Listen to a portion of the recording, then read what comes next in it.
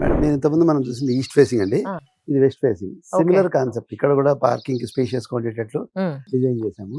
Correct. So, అటు ఇటు కూడా typical- సేమ్, అన్నింటికి కూడా సైడ్ చాలా మంచి స్పేస్ వచ్చింది sir. Yes yes madam, 4 sides setbacks required కంటే ఎక్కువనే ప్రొవైడ్ చేసాము. Okay okay. So we given importance to the external space. ఇది హాల్ మేడం. అగైన్ మీరు లిఫ్ట్ స్పేస్ మాత్రం అందరికి ఇచ్చేసారు. Yeah so staircase is design in such way వాళ్ళు they can place okay. Lift అన్నమాట మధ్యలో. కిచెన్ నుంచి మళ్ళీ మనకి బయటికి యూటిలిటీ ఉంది. యూటిలిటీ టూరా కూడా ఓపెన్ స్పేస్ ఉంది. యాజ్ పర్ వాస్తు ఇంటికి 4 సైడ్స్ ఓపెన్ ఉండాలి మేడం. ఓపెన్ స్పేస్ ఉండాలి, సెట్ బ్యాక్స్ ప్రకారం ఓపెన్ చేస్తే ఇట్ ఈస్ వాస్తు కంప్లైంట్ అనమాట.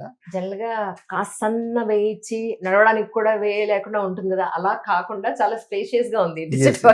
ఒక 200 గజాల్లో స్టాండర్డ్ రూల్ ప్రకారం ఇవ్వాల్సిన సెట్ బ్యాక్ అంటే ఎక్కువనే ప్రొవైడ్ చేసాం. సో ఇప్పుడు లిఫ్ట్ లో మనం పైన సెకండ్ ఫ్లోర్ కి వెళ్ళిపోదాం సార్. అవును, వెళ్ళి అక్కడి నుంచే ఒకసారి కిందకి దిగుదాం. Yes. ఇంటి అవసరానికి తగ్గట్టుగా కరెక్ట్ గా పెట్టారు, ఎక్కువ స్పేస్ కూడా వేస్ట్ అవ్వకుండా. ఇది యాక్చువల్లీ మల్టీపర్పస్ రూమ్ లాగా పెట్టి బెడ్ కూడా ప్రొవిజన్ ఇచ్చాము. ఓకే. యాక్చువల్లీ గ్రౌండ్ ఫ్లోర్ లో ఒక బెడ్రూమ్ ఉంటుంది మేడం. అవును సార్. ఫస్ట్ ఫ్లోర్ లో మాస్టర్ బెడ్రూమ్, చిల్డ్రన్స్ బెడ్రూమ్ ఉంటుంది.